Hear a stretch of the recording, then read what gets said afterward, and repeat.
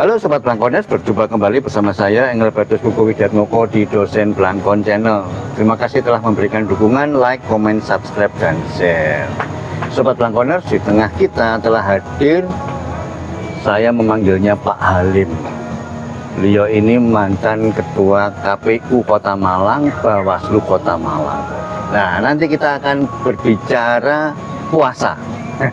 Puasa, karena memang bulannya bulan puasa, tapi dihubungkan dengan politik. Nah, silakan Mas Halim disapa teman-teman Sobat Blangkoners. Sobat Blangkoners, selamat sore. Siap, oke. Mas Halim, kita baru saja menyelenggarakan dan ikut pesta demokrasi pemilihan legislatif dan pilpres. Nah, sekarang kita sedikit aja Mas, potretnya Mas Halim soal demokrasi kemarin gimana Mas? Ya, saya kira pemilu tahun 2024 ini cukup menarik. Cukup menarik. Ya. Nah, menariknya dari mana ini Mas? Segala dinamikanya. Kalau 2019 itu banyak isu-isu itu yang kemudian menjadi konsumsi di bawah, yang menyasar kepada isu SARA dan macam-macam. Kalau sekarang sudah di tataran elit saja yang bertempur lah. Nah, ini menarik. Artinya sudah terlokalisir di tataran elit lah ini. Pertempurannya di sana. Masyarakat tidak terbawa arus sampai kepada hal yang seperti tahun 2019 lah. Nah, ini bagus saya kira. Jadi sudah ada peningkatan dari kesadaran masyarakat bahwa soal pemilu ini adalah soal ya suksesi politik yang saya kira sudah menjadi rutinitas 5 tahunan lah, yang memang harus dinikmati betul lah. Oke. Artinya bahwa dibandingkan 2019, ya, ketegangan ini rata ini, mulai atas sampai bawah, iya, kan? sampai ke bawah, horizontal juga. Horizontal. Kalau sekarang tidak. Sekarang tidak. Sekarang yang horizontal ini sudah sadar politiknya meningkat lah. Tinggal urusan yang elit. Ya. Nah, sekarang begini Mas Halim, kita masuk ke politik yang sehat karena bulannya bulan puasa. Ya. Bulan puasa bukan hanya sehat jasmani dan rohani, tapi berpolitiknya juga sehat. Nah, bagaimana pendapatnya Mas Halim? Iya, saya kira sepanjang dalam perpolitikan ini masih berpegang pada norma-norma kaidah yang berlaku di masyarakat, saya kira akan tercipta politik yang sehat ya. Jadi ketika ada perbedaan pendapat itu, cara menyampaikan itu harus kita kalau orang Jawa ada tata kramanya lah, tidak sampai menyinggung lawan bicara. Ini kan penting.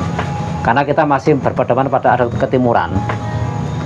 Demokrasi yang ada di Indonesia ini sebaiknya tidak sama dengan yang ala Eropa atau ala Amerika, karena ideologinya beda. Kita punya kultur budaya yang berbeda. Saya kira ketika ada perbedaan pendapat, ya disampaikan dengan cara-cara yang terhormat. Ini akan menyejukkan di bawah. Karena pola yang disampaikan di atas ini otomatis akan terekam di tataran grassroots ya. Ya, ini akan berbahaya ketika nanti penyampaian di tataran elit kemudian membawa narasi-narasi yang kemudian akan memecah belah, ini akan berbahaya. Maka kalau dulu kita sering diajarkan ketika guru-guru kita menyampaikan ada kebebasan berbicara, itu di dalamnya ada namanya tanggung jawab juga. Dalam kebebasan ada tanggung jawab. Ada tanggung jawab. Oke. Nah, tidak boleh kita ngomong kebebasan absolut tanpa memperhatikan hak-hak orang lain terhadap informasi yang kita sampaikan. Atas kenyamanan, atas informasi yang benar, ini penting. Ini kalau semua tataran elit sudah mampu ke sana, terbentuklah namanya sikap kenegarawanan ini. Jadi politik kenegarawan ini akan menyejukkan, dan saya kira ya menyenangkan lah kalau memang semua sudah siap pada tataran-tataran itu. Iya. Jadi saya kira pendidikan politik baik kader-kader partai atau orang yang akan terjun ke partai politik sangat penting. Tidak saja kita ngomong politik ansih, tapi juga ada hal-hal kaidah-kaidah yang harus dipatuhi.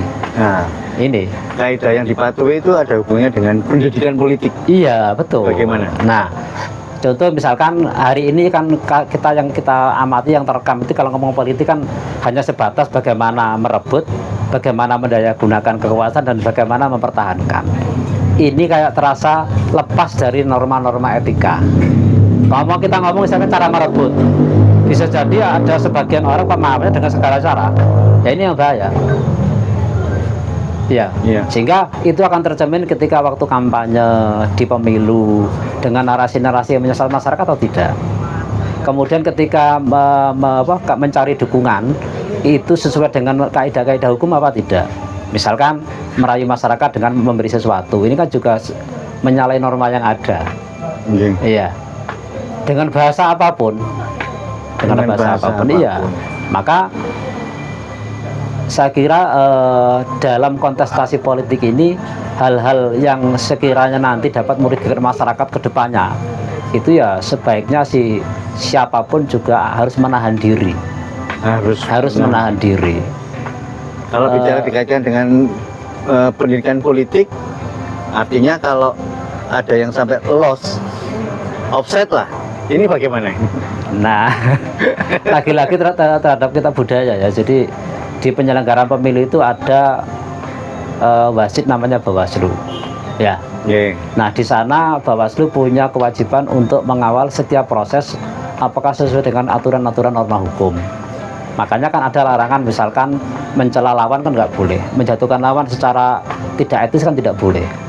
Maka dulu ada namanya black campaign dan ada namanya negatif campaign. Ya.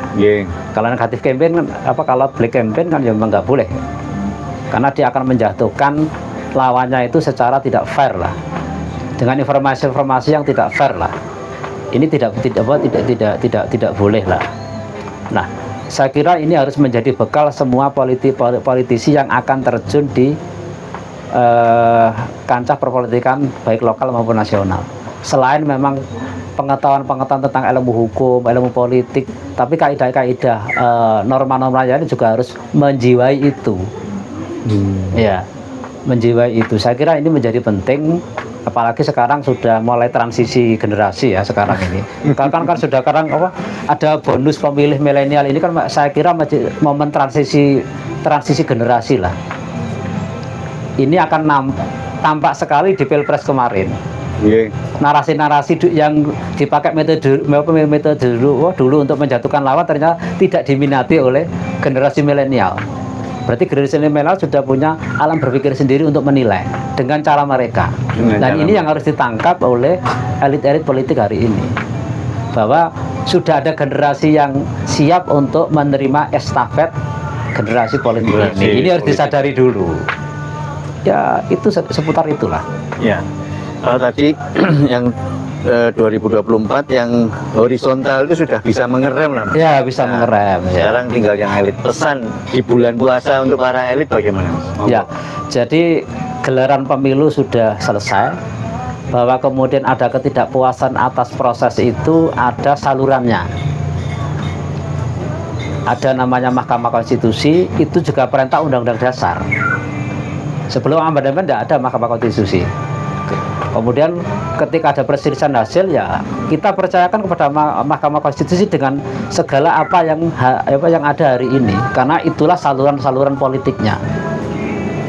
Ya. Ketika nanti MK memutuskan salah benar atau menang atau kalah, ya itu memang sudah keputusan yang terbaik untuk tahun politik hari ini, dan harus kita menghormati. Kita harus menghormati. Bahwa ada upaya untuk mekanisme lain, silakan, sepanjang itu memang untuk kepentingan yang baik dalam perjalanan negara ini. Itu. Artinya satu poin, kita mengapresiasi tataran grassroots horizontal, bisa mengendalikan diri. Tapi untuk para elit di bulan puasa ini khususnya kesempatan untuk menahan diri juga. Sobat Blankkoners, itu tadi perbincangan singkat dengan Mas Halim, Ketua KPU Kota Malang, pernah menjabat juga Ketua Bawaslu Kota Malang.